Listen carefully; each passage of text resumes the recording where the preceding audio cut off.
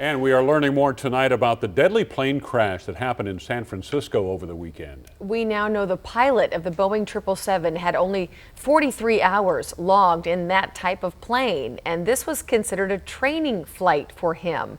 He did, however, have a lot of experience flying the larger 747. The NTSB still isn't saying whether pilot error led to the crash, but Chairwoman Deborah Hersman made it clear the crew's decisions are now being closely reviewed.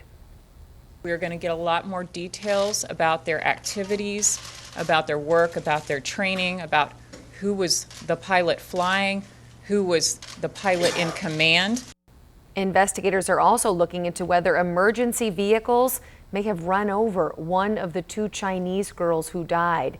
182 others were hospitalized from the crash, suffering injuries ranging from major cuts to paralysis.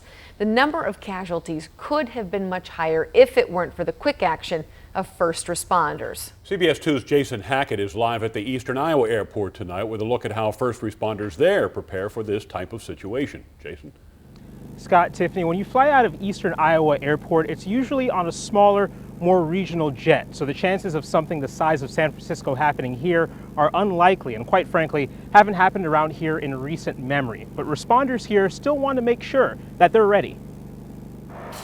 The gear is almost the same. Looks basically like a tinfoil suit. The truck may be a little louder, and the stakes are often much higher. There's a lot of people's lives that hang in the balance of the response out here. But the objective for firefighters at the Eastern Iowa Airport is no different than any other firefighter. To get there and get the problem resolved, get the fire out, and get those people out of the plane as quick as possible. Airport firefighter Derek Miller says airplane emergencies present their own set of challenges. You are a lot more confined in an aircraft, so that really presents challenge to you as the rescuer, and also dealing with passengers, luggage, things that might be in the cabin. Which is what responders had to deal with in San Francisco on Saturday. Aircraft rescue firefighters that were on scene there responded quickly and were able to contain the situation before it got out of hand. Eastern Iowa has had its own challenges in the past. We've had a small aircraft come in and the landing gear didn't get down, and we've had another commercial jet come in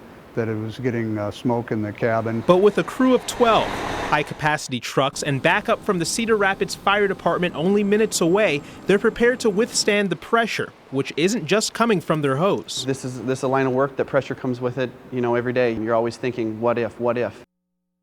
Now, the FAA requires an emergency preparedness drill every 3 years. The last time the airport had one here was in 2011, so they're scheduled to have another one next year. We're covering the corridor in Cedar Rapids tonight. Jason Hackett, CBS 2 News.